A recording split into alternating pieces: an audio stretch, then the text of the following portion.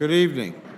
Last week, the committee met and took testimony on H.R. 4365, the Department of Defense Appropriations Act for fiscal year 2024.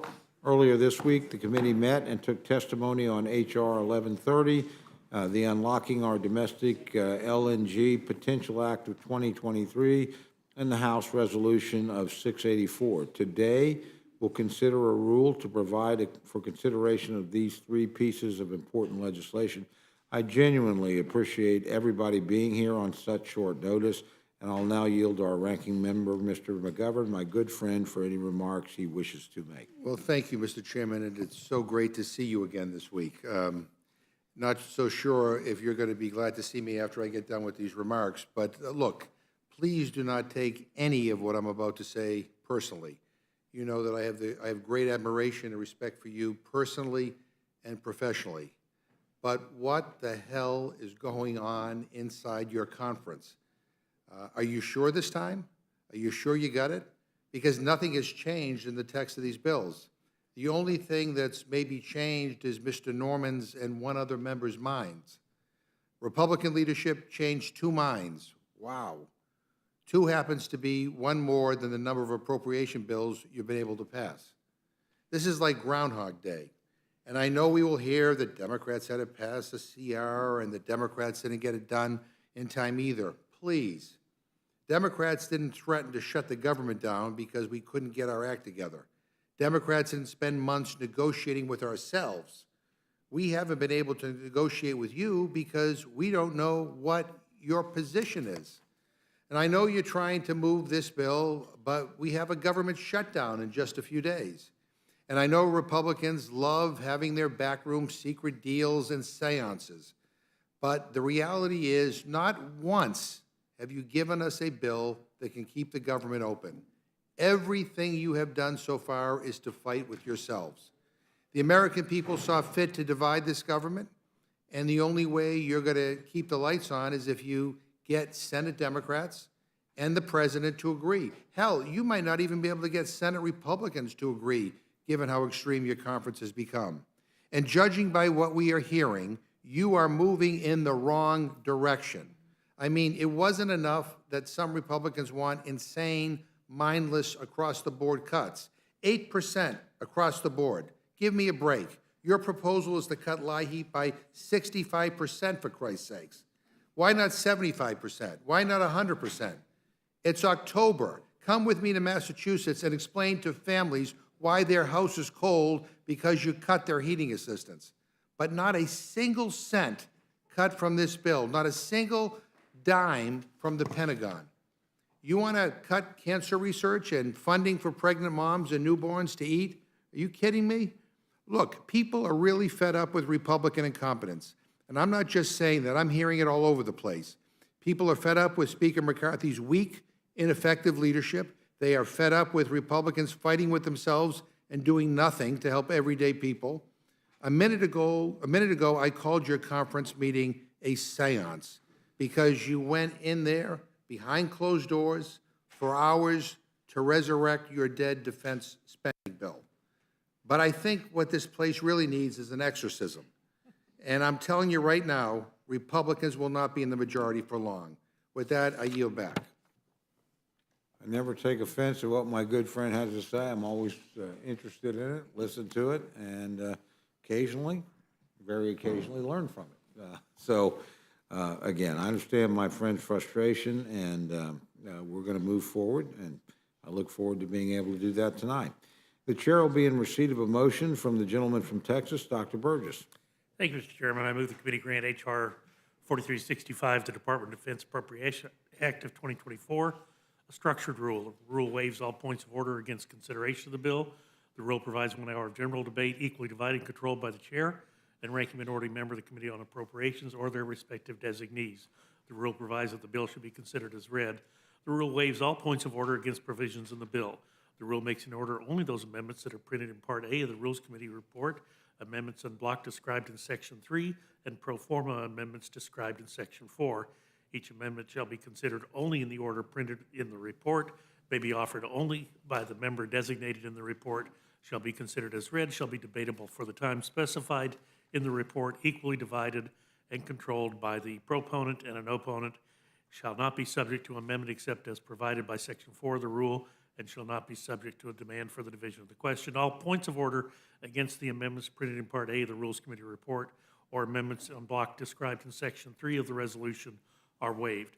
The rule provides that the chair of the Committee on Appropriations or her designee may offer amendments en bloc consisting of amendments printed in the Part A of the report not earlier disposed of. Amendments en bloc shall be considered as read, shall be debatable for 20 minutes, equally divided and controlled by the chair and the ranking minority member of the Committee on Appropriations or their respective designees, shall not be subject to amendment except as provided by Section 4 of the rule, shall not be subject to demand for division of the question. The rule provides that the chair and ranking minority member of the Committee on Appropriations or their respective designees may offer up to 10 pro forma amendments each at any point for the purpose of debate. The rule provides one motion to recommit. The rule further provides for consideration of H.R. 1130, the Unlocking Our Domestic LNG Potential Act of 2023, under a structured rule. The rule waives all points of order against consideration of the bill. The rule provides 1 hour of general debate, equally divided and controlled by the chair and the ranking minority member of the Committee on Energy and Commerce or their respective designees. The rule provides the amendment in the nature of a substitute recommended by the Committee on Energy and Commerce, now printed in the bill, shall be considered as adopted, and the bill as amended shall be considered as read. The rule waives all points of order against provisions in the bill as amended. The rule further makes in order only those amendments printed in Part B of the Rules Committee report. Each such amendment may be offered only in the order printed in the report, may be offered only by the member designated in the report, shall be considered as read, shall be debatable for the time specified in the report, equally divided and controlled by the proponent and an opponent, shall not be subject to amendment, shall not be subject to a demand for division of the question. All points of order against amendments printed in Part B of the Rules Committee report are waived. The rule provides one motion to recommit. The rule further provides one for consideration of H.R. 684, condemning the actions of the governor of New Mexico, Michelle Lujan Grisham, for subverting the Second Amendment to the Constitution and depriving the citizens of New Mexico of their constitutional right to bear arms under a closed rule. The rule provides that upon adoption of this resolution, it shall be in order without intervention of any point of order to consider H.R. Res. 684. The rule provides that the resolution shall be considered as read. Finally, the rule provides 1 hour of general debate, equally divided and controlled by the chair and ranking minority member of the Committee on Judiciary or the respective designees. Thank you very much. You've now heard the motion. Is there any discussion or amendment to the rule? Yeah, Mr. Chairman, we just have a Gentleman's couple of recognized. amendments.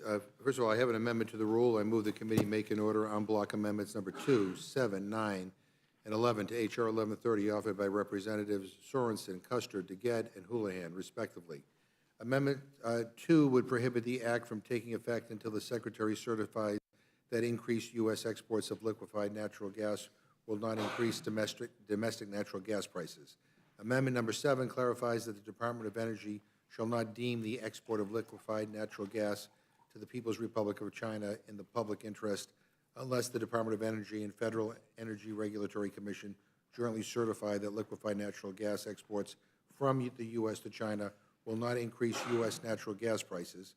Amendment number 9 reinstates the public interest test for LNG exports to Russia, Iran, North Korea, China, and any other country subject to sanctions imposed by the United States. And Amendment number 11 requires the Commission to deny applications with regards to covered foreign countries, which include China, North Korea, Russia, Iran, and any other country under sanctions imposed by the United States. Thank you. Is there any further discussion on the amendment? Hearing none, the question's on the amendment. All those in favor signify by saying aye. Aye. Those opposed say no. No. Opinion of the chair, the noes have it. As for A roll call has been requested. Clerk will call the roll. Mr. Burgess. Mr. Burgess, no. Mr. Rushenthaler. Mr. Rushenthaler, no. Mrs. Fishbach. No. Mrs. Fishbach, no. Mr. Massey. No. Mr. Massey, no. Mr. Norman. No. Mr. Norman, no. Mr. Roy. Mrs. Houchin. No. Mrs. Houchin, no. Mr. Langworthy. No. Mr. Langworthy, no. Mr. McGovern. Aye. Mr. McGovern, aye. Ms. Scanlon. Aye. Ms. Scanlon, aye. Mr. Neguse. Aye. Mr. Neguse, aye. Ms. Ledger Fernandez. Aye. Ms. Ledger Fernandez, aye. Mr. Chairman. No. Mr. Chairman, no. Clerk will report the total. 4 yeas, 8 nays. The noes have it, and the amendment's not agreed to. Any further amendments? Yes, Mr. Chairman, I And the have an lady from amendment. Pennsylvania is recognized. Thank you. I have an amendment to the rule. I move the committee make in order en bloc amendments 11, 91, 162, and 9 to H.R. 4365 offered by Representatives McCollum, Crockett, Castor, and Jacobs respectively. Amendment 11 strikes Section 8146, which prohibits funding for the implementation of DOD's memorandum dated October 20th, 2022, relating to ensuring access to reproductive health care for service members and their families. Amendment 91 strikes Section 8142 that prohibits funding for administering the Diversity, Equity, Inclusion, and Accessibility Strategic Plan of the Department of Defense. Amendment 162 strikes Section 8147, a provision that prohibits funding for the Department of Defense to implement certain climate risk disclosure rules and policies. And Amendment 9 strikes Sections 8143, 8144, 8151, and 8152, all four provisions in the bill that target members of the LGBTQ community. I would urge the committee to allow Congress to debate and consider whether these poison pills have any place in the Department of Defense appropriations bill. And I'd urge a yes vote on my amendment. Is there any further discussion of the amendment? Hearing none, the question's on the amendment. All those in favor signify by saying aye. Aye. Those opposed say no. No. Opinion of the chair, the noes have it. I would request. Roll call's been call. requested. The clerk will call the roll. Mr. Burgess. Burgess votes no. Mr. Burgess, no. Mr. Rushenthaler. Mr. Rushenthaler, no. Mrs. Fishbach. No. Mrs. Fishbach, no. Mr. Massey. No. Mr. Massey, no. Mr. Norman. No. Mr. Norman, no. Mr. Roy. Mrs. Houchin. No. Mrs. Houchin, no. Mr. Langworthy. No. Mr. Langworthy, no. Mr. McGovern. Aye. Mr. McGovern, aye. Ms. Scanlon. Aye. Ms. Scanlon, aye. Mr. Neguse. Aye. Mr. Neguse, aye. Ms. Ledger Fernandez. Aye. Ms. Ledger Fernandez, aye. Mr. Chairman. No. Mr. Chairman, no. Clerk will report the total. 4 yeas, 8 nays. Noes have it, and the amendment's not agreed to. There are additional amendments. Gentleman from Colorado is recognized. Mr. Chairman, while I do not have an amendment, I believe we don't have any further amendments, but would like to comment on the rule. Certainly. I thank the chairman for his courtesy. I wonder if any of my colleagues just might be willing to perhaps expound a bit and help illuminate for this side of the aisle what's happening and what the plans are for the coming days. I'm curious. We have obviously a distinguished chairman of this committee. We've got a high-ranking member of the Energy and Commerce Committee. I have my friend, the Chief Deputy Whip, In the Republican responding caucus. to my friend, I would hope tomorrow we debate the rule. Assuming the rule passes, obviously an assumption you can't take for granted around here, but assuming it does, then I would think we would proceed into the debates on the various amendments. As you know, we've made 184 amendments in order. How long that takes, I don't know. I can't give you an estimate. Once that process is done, we'd move on to a debate, obviously, on final passage. So my hope is that we pass the rule tomorrow and deal with the amendments. And again, I'm not sure if we're scheduled for final passage, but I think we'll move as quickly as we can as the House decides, the various matters leading up to that vote. And not to put too fine a point on it, because I appreciate that summary of the House's deliberations with respect to this particular rule. Government funding runs out in 8 days. So just trying to get a sense as to the majority's plans as to what they intend to do to keep the government running. Well, my hope would be that, we pass a number of bills, but eventually I would be shocked if we could get all the appropriations bills done by the 30th. So I would hope we pass a CR and avoid a government shutdown and continue to negotiate in good faith with our colleagues on the other side of the aisle in the House and obviously with our colleagues in the United States Senate. Well, I appreciate the gentleman's sentiments, and I would simply hope that he, and I'm sure the chairman is doing so, relaying that same sentiment to his colleagues within his caucus, because all of the negotiations that have taken place, hard-pressed to call them negotiations, all of the infighting and the rest, has happened in the Republican caucus. There's been no negotiation, as far as I know, with the Democratic caucus nor much of any negotiation with the Senate. And the reason why I ask this, Mr. Chairman, I know that you voted in favor of the Fiscal Responsibility Act, as did several of your colleagues who sit on this distinguished committee. And the frustration you hear from me, and I suspect, not to speak for the ranking member, but for him and from others, is that President Biden and Speaker McCarthy and Leader Schumer negotiated in good faith an agreement that set spending levels for fiscal year 24 and fiscal year 25. The vast majority of Republicans and the vast majority of Democrats voted for it on a bipartisan basis. And now we hear reporting that suggests that the Republicans and the Republican conference is poised to put on the floor a continuing resolution that violates both the letter and spirit of that agreement that we reached. And so that's what's motivating these questions, Mr. Chairman. It's a fair question, so my friend, and let me just respond this way. Number one, I never consider it a problem if we can save money and come in cheaper on something than we otherwise would. I also would remind my friend, he may not have been following what's going on in the United States Senate. The reality is they're passing appropriations bill well above the agreement, consistently. Every single bill that they've dealt with so far has been above what they agreed to. So not surprised going into a negotiation that a Democratic Senate is coming in above the number that we agreed upon, and a Republican House is coming in below the number that was agreed upon. But again, everybody's allowed to go into a conference or a negotiation with the numbers they think are appropriate, and then you work it out there. But again, it's not as if the Democrats in the Senate are living up to the agreement that they negotiated. They're not. I mean, it's consistently above, and not a little above, a lot. So, you know, I think it's actually better to come in and spend less money than was originally agreed to, knowing that there's going to be a negotiation that may change, than it is to come in above the number that was agreed to, where, again, my friends, colleagues on the other side of the rotunda are consistently arriving. So just a couple of things, and I appreciate the chairman, again, in the colloquy.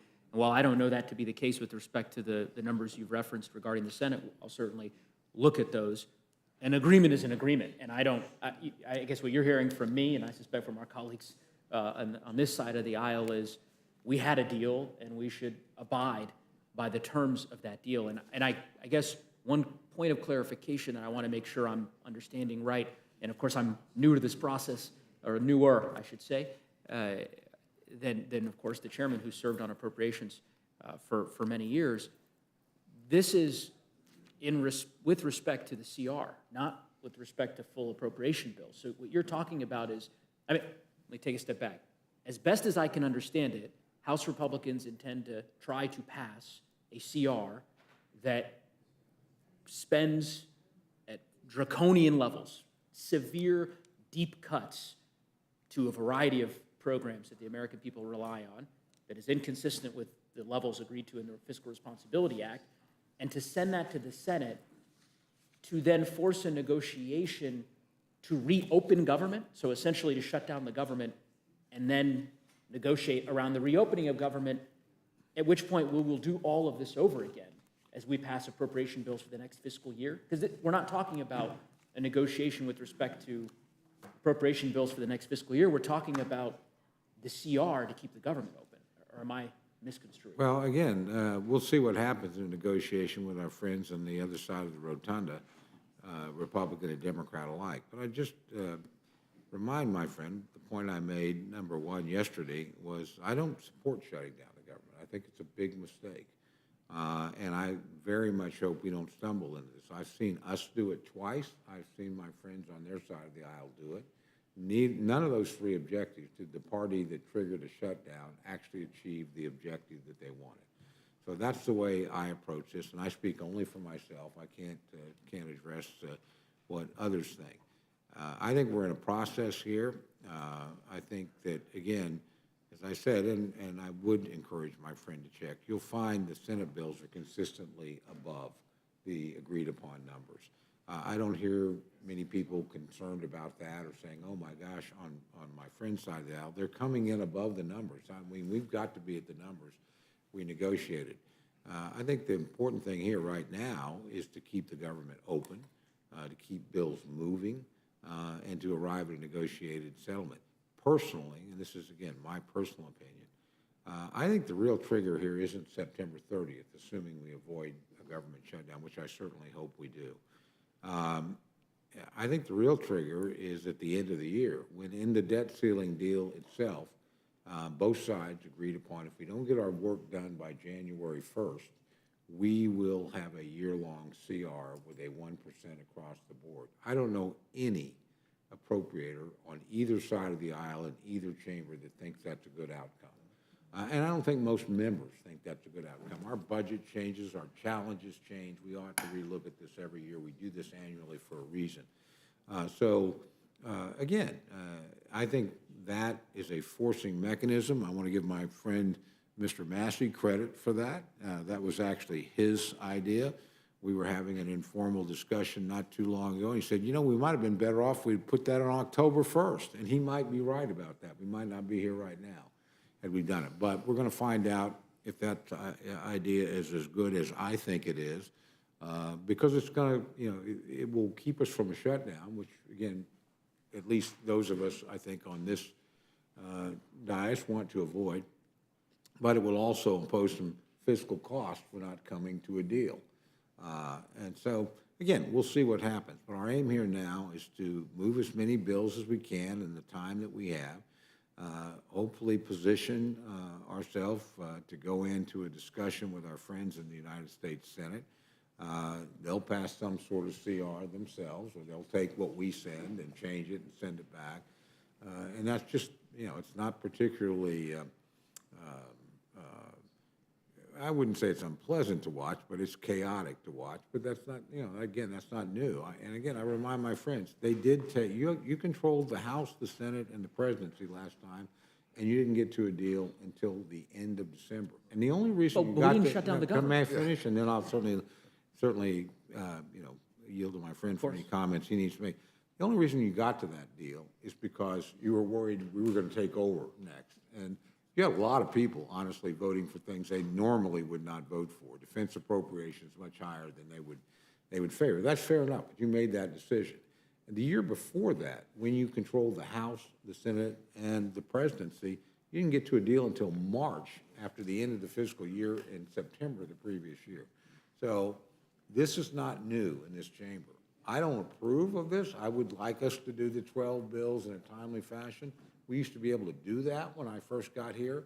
I've never honestly seen either side since, I think, 2006 be able to get the work done in a timely fashion. We need to get back to that, moving through regular order, and I think we will. But again, this is just where we're at now. Our intention here is to try and pass these bills. We may or may not be able to do it. I mean, I claim no certainty in a majority this small, and where members act independently on both sides of the aisle.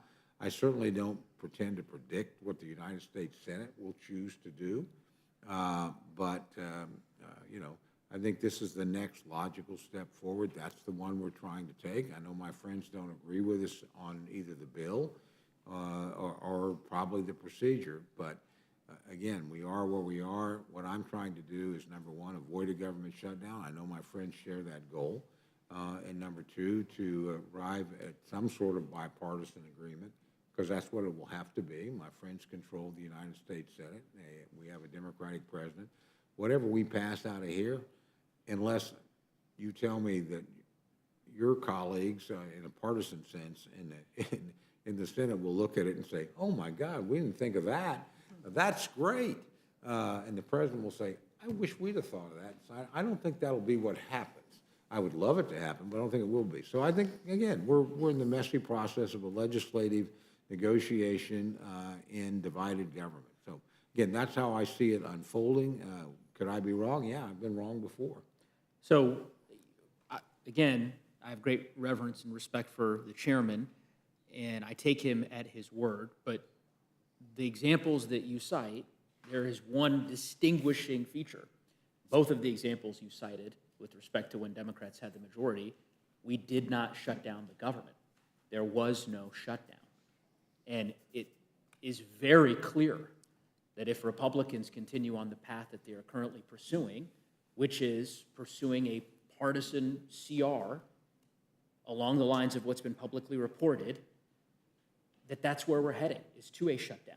And so that is the distinguishing difference. And I understand the chairman's point. As I said previously in our colloquy, I will certainly pursue the point he referenced and raised with respect to the Senate. But you're talking about what the Senate is doing with respect to appropriation bills in the same way that, as you said, the House Republicans are pursuing the same with respect to appropriation bills that this committee has considered. I'm talking about the CR. That's the point. In prior situations, Republicans and Democrats have come together and said, let's pass a CR so that ultimately we can do the people's business, we can pass bills in regular order, and move forward. That's the difference. That's the point that I am trying to, I guess, illuminate and better understand of why the House Republican Conference has taken this very extremist position of, I get it, I understand the strategic argument you're making around the appropriation bills and the way in which the Senate appropriators are handling their bills. Okay, understood. Why not pass a clean CR that addresses disaster funding for the communities that have been hit hard over the course of the last several months in Florida and Hawaii, elsewhere, at the levels that were agreed to in the Fiscal Responsibility Act, and then move forward with the appropriations process and do precisely what you described. I don't understand why that isn't the outcome that House Republicans are pursuing. Well, again, I can tell you, all I do is speak for myself. I can't speak for anybody else, wouldn't presume to. This is the path we've chosen to move forward. Again, I don't regard it as somehow more chaotic than what my friends said. Remember, the United States Senate did not pass a single appropriations bill for 2 years out of subcommittee. Not full, they didn't pass it out of full committee, they certainly moved it across the floor. They are now. Well, they are now, and they're consistently above, the agreed-upon level. And I regard what they're doing as an improvement, so good for them. They also have not passed a single appropriations bill. We've at least gotten one across the floor. If we have a little luck, we might get another one. And if we do get this one, and again, I don't say this with any certainty. I was very careful yesterday about making that point, and I'll hold to it. But if we actually do, we will have passed a larger percentage of the bills or the total discretionary budget than my friends did when they were moving bills, because you never passed the defense bill. You never passed Homeland. I'm not here to defend, you might have I'm noticed, not- I did not say a I'm not here word to defend about the anything. appropriation bills that have been passed previously. I'm just saying the government shuts down in 8 days. Well, Why can't we just my pass a hope CR that is- funds the government? Again, I apologize for interrupting No, my my friend. I didn't mean to do that. My hope is that will not happen, and I'm working hard to make sure it doesn't happen. We think this is the next logical step in doing that. We do think we will sit down at some point with the United States Senate, probably on a CR, because they can't get all their bills done either in the amount of time. They seem to have hit some sort of roadblock over there. And so I hope we come to an agreement and we avoid a shutdown. That is very much my hope. Whether that would be, quote unquote, a clean CR, whether that would be a CR that was negotiated where each side added something that maybe the other didn't like, but they kind of did a horse trade. Whether they did, okay, we're going to have a clean CR, but we're going to put some anomalies on here, like disaster relief, which I certainly support, that we both agree on. I don't know. I mean, I can't predict that for you with any certainty. All I know is we're better moving than we are standing still. This rule and this bill represents movement.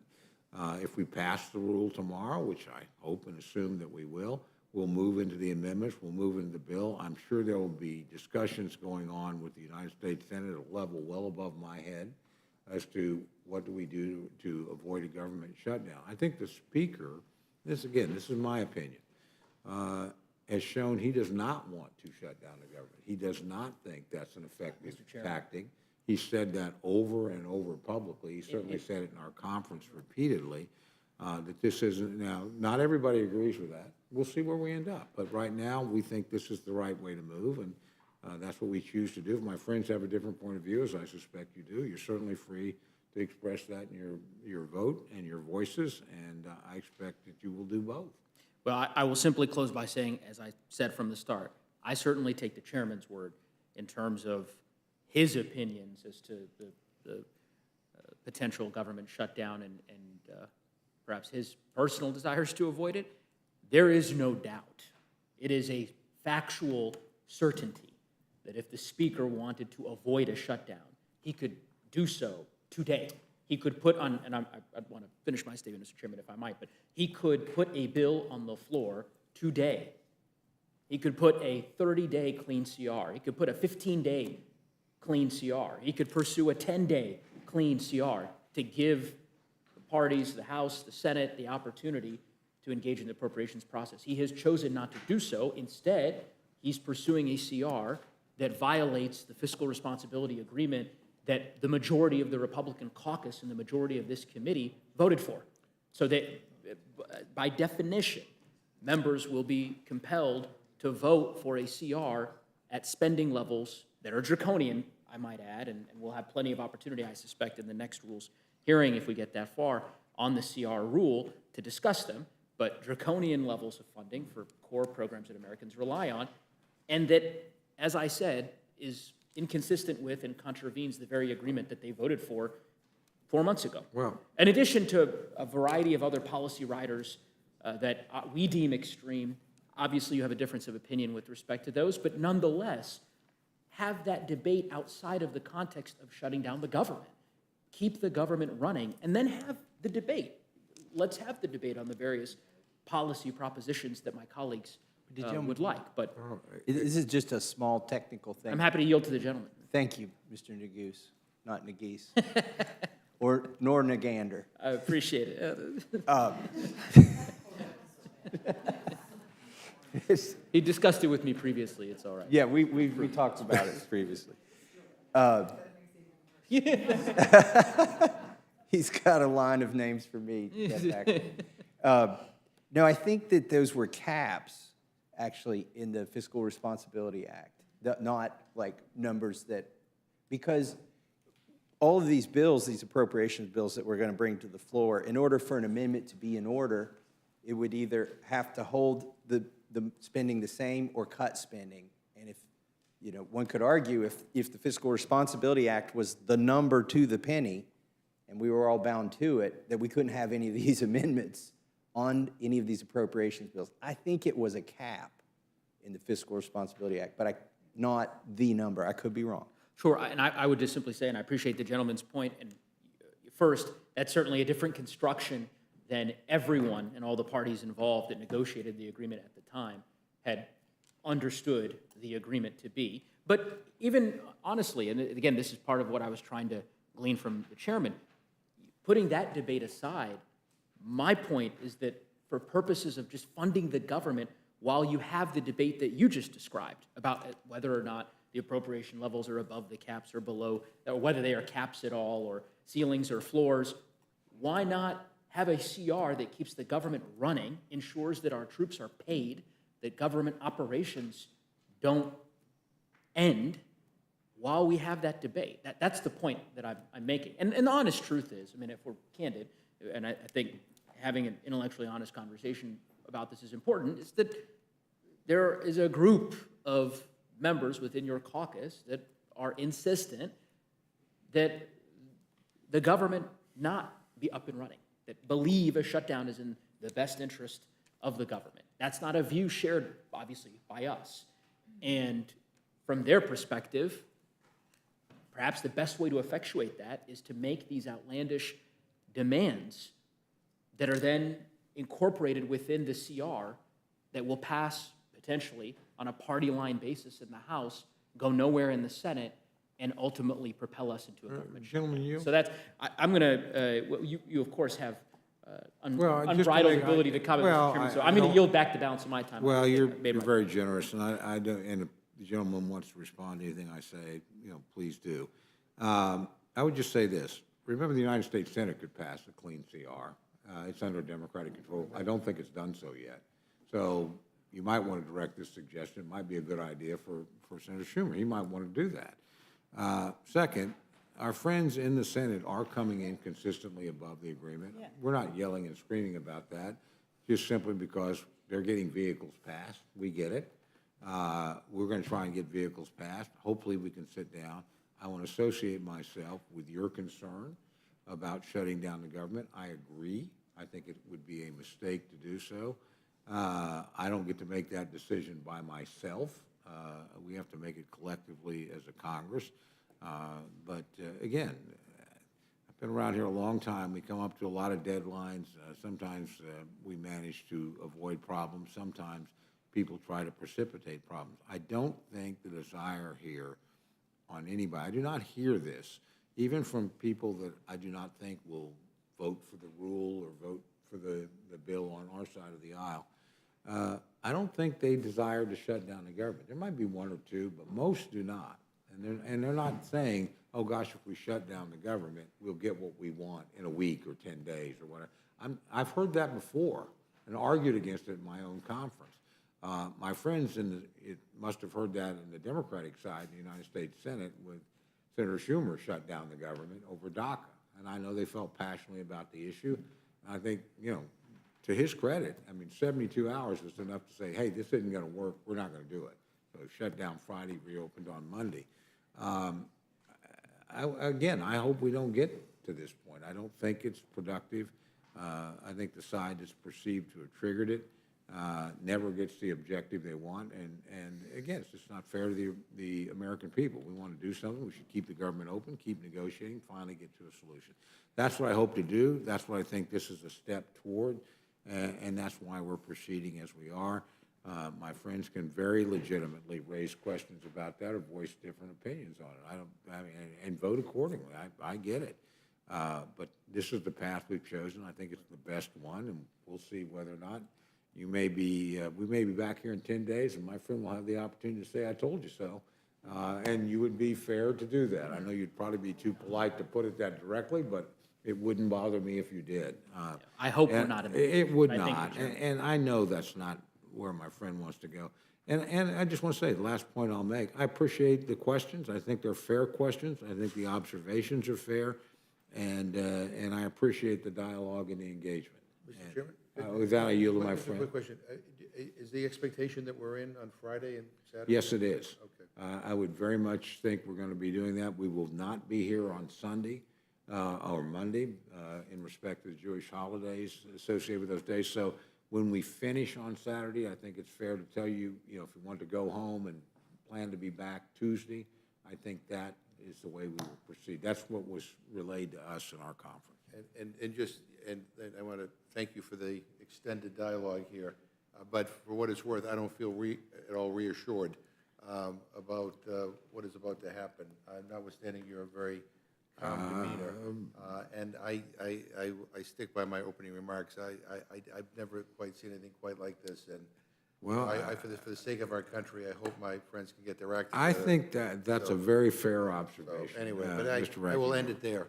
Okay, I remember coming up here 3 times on the same bill when you were in the majority, and But again, to Mr. Goose's point is that. I have We were not cheering for a government shutdown. I I don't know think you're my not. side I know is. you're not, but there are people on your side that are. Oh, and there's we a are very few. concerned. There's a few. I don't even know that they're sharing for a government shutdown. They just have objectives they feel passionately about, and we can't always get them to where we would hope they'd be. But again, fair enough. But I think the journey of 1,000 steps begins with a single step. So we think this is the right first step. That's what we're going to try and do. Mr.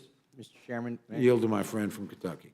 just to get it back to this rule and what we're covering here, I think we can take a pause. I know it's a small step, but we do have 184 amendments on this bill. And if this rule passes, I don't know what happens to the bill. I don't have a crystal ball. But I do think we're going to get to vote on 184 amendments. And some of them are ones I know the ranking member cared about and wished we had in the NDAA. And I think we've fixed something that we did wrong in the NDAA by not allowing the chairman's version of that, the ranking member's version of that amendment. And I want to say that you were right, and we should have done that in the NDAA, the cluster munition amendment, and it's in here. So there are a few things, and this is, we're talking a lot about the CR and what happens, when we get to October 1st, but I do think the best way for both parties to move forward is to have these votes and try to get the 12 bills done. It doesn't look like we're going to get them done on time, I'll admit, but I feel good that we're moving in that direction, and that's what this is about, regular order and trying to get 12 bills done. It's two of 12 if this one passes, and I don't want to jinx it by saying it will. But all I want to celebrate tonight is we get this out of this committee. And it looks like, and I know we only maybe changed 2 votes in our meeting, but we needed 2 votes. Will my friend yield? I will yield to the chair. Just quickly, I share your caution in making predictions here, but the only thing I'm concerned about is to get the rule passed. I'll let the whips worry about the bill itself. That's not my problem. I will too. All Okay. right, I'll yield back. Thank you very much. Do my friends have further amendments? Nope. Okay, hearing no request for further amendments, the questions on the motion to report. All those in favor signify by saying aye. Aye. Those opposed say no. No. Opinion of the chair, the ayes have it. Ask for a roll call. Roll call has been requested. The clerk will call the roll. Mr. Burgess. Mr. Burgess, aye. Mr. Reschenthaler. Mr. Reschenthaler, aye. Mrs. Fischbach. Aye. Mrs. Fischbach, aye. Mr. Massey. Mr. Massey, aye. Mr. Norman. Mr. Norman, aye. Mr. Roy. Mrs. Houchin. Mrs. Houchin, aye. Mr. Langworthy. Mr. Langworthy, aye. Mr. McGovern. Once again, no. Mr. McGovern, no. Ms. Scanlon. No. Ms. Scanlon, no. Mr. Neguse. No. Mr. Neguse, no. Ms. Ledger Fernandez. Ms. Ledger Fernandez, no. Mr. Chairman. Aye. Mr. Chairman, aye. Clerk will report the total. 8 yeas, 4 nays. The ayes have it. The motion to report's agreed to. Accordingly, I'll be managing the rule for the majority. And I'm going to do it for the minority. Well, I will miss my friend from I New know, Mexico, but I will look forward to dealing with you. I hope you're not as tough an adversary as she was, since she beat me. So, yeah, she did an awesome job. With that, we're adjourned. I'll make